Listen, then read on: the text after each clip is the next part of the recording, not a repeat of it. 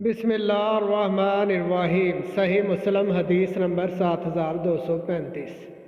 یونس نے ابن شہاب سے روایت کی، کہا مجھے عروہ بن زبیر نے بتایا کہ انہیں زینب بنت ابو سلمہ رضی اللہ تعالی عنہا نے خبر دی کہ حضرت ام حبیبہ بنت ابی سفیان رضی اللہ تعالی عنہا نے ان سے بیان کیا کہ نبی صلی اللہ علیہ وآلہ وسلم کی اہلیہ حضرت زینب بنت جحش رضی اللہ تعالی عنہا نے کہا کہ ایک دن رسول اللہ صلی اللہ علیہ وآلہ وسلم گھبراہٹ کے عالم میں سرخ چہرے کے ساتھ خوابگاہ سے نکلے۔